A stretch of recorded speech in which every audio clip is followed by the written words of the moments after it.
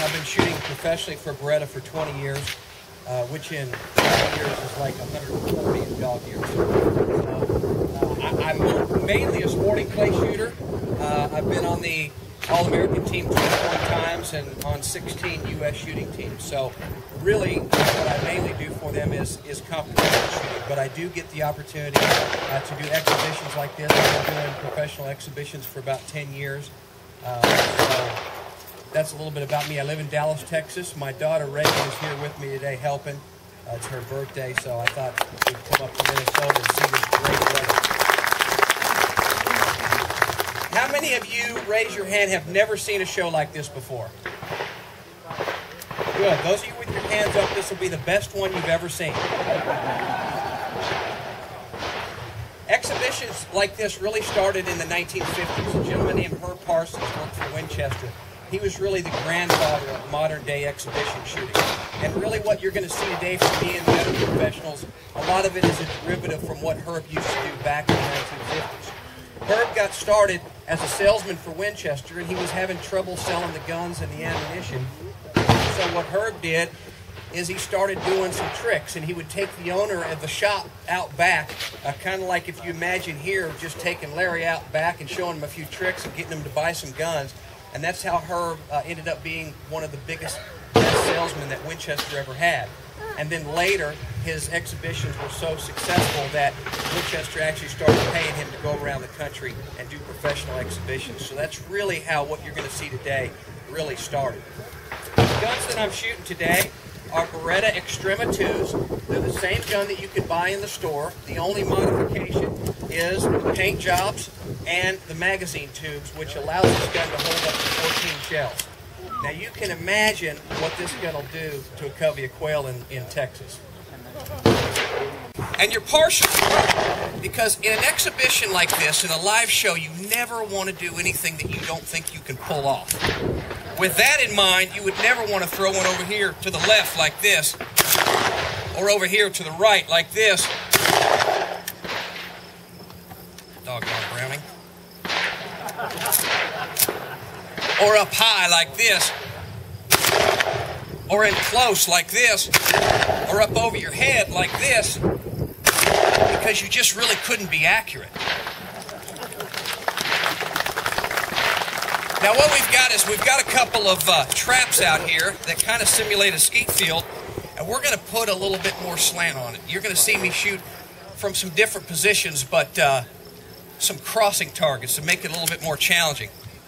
I've got Brian over here throw me some. Let's see if we can just warm up. We'll start with the left and then the right. You ready? From the hip. Oh. Oh. Oh. Oh. Oh. Oh. Now, not too bad. Now we'll make it even a little bit more difficult. This time what I'm going to do is start back here. Brian's going to throw me some targets. Let's see if we can shoot them from the hip while I'm walking. Now, I had to spit out my gun because that would be far too many things to do. All right, here we go. Ho. Ho. Ho. Now, if I don't miss, you guys don't think it's hard. So every now and then, keep them coming, Brian. Every now and then, I have to miss a few just to make sure you guys are awake. One more over here. Now we're going to have Parsons back in the 1950s.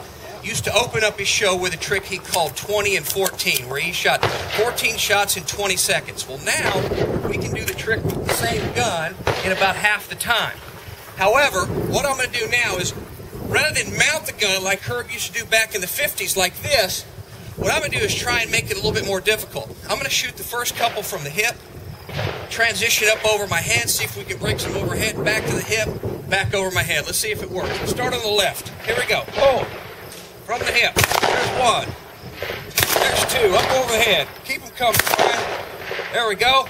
Go for it. That was a broken one. Oh, keep them coming.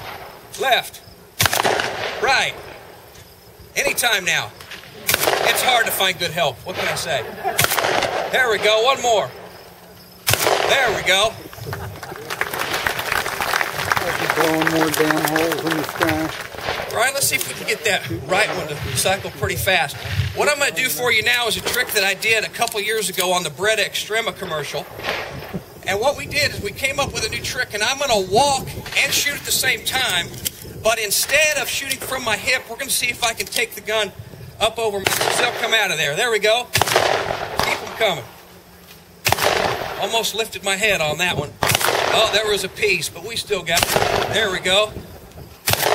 Keep them coming. Woo! Anytime now. I'm running out of room. Woo! There we go.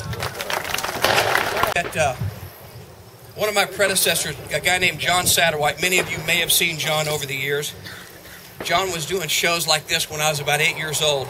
In the 1980s, he did this trick on a show called That's Incredible. I don't know if any of you remember the show, but how it works is I start about midfield. And for every target that I successfully break, I'm going to take one step closer to what would be the low house. Now, in the 1980s, John did the trick with 7 shells, meaning he only took 7 steps. So we're going to see if we can get at least 10, and to make it even more difficult, rather than with the gun on my shoulder,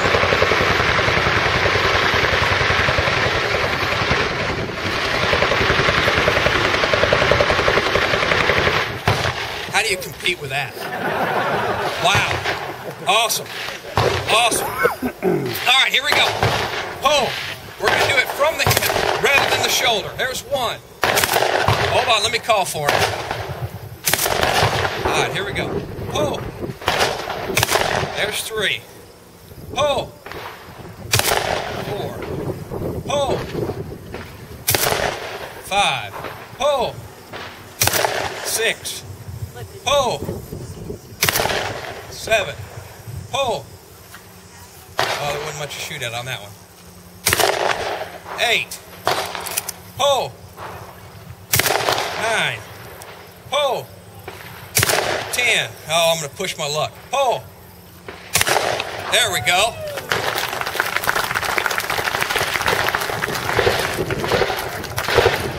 Woo. Now what I'm going to do now is I'm going to need a little help from the crowd, because you guys really have to pay attention on this next one to make sure that I'm not cheating. Now what we're going to do is I'm going to shoot these ski targets, and I'm going to shoot the first shot from the hip, hopefully break the bird, and the second shot we're going to try and pick the biggest piece. So you really got to make sure that I'm not cheating and hitting these pieces. So we're going to start on the left. Brian, I'll call for it. Let me get loaded up here and pay close attention that I'm not getting away with anything. Here we go. Pull. Pull. Pull. Oh, missed that. Pull. Pull. There's a big piece. Let's put one more in here. Pull. Give me a big one. Oh. Oh, one more try. Oh, hate that when that happens. There we go. You know, in competition, you never root for a big piece. You're always hoping to smoke them, and then when you need it, it's never there. Now, when I was growing up, my mom often complained that all I did was shoot a shotgun and that I wasn't very diversified in other sports. Well, in an effort to prove her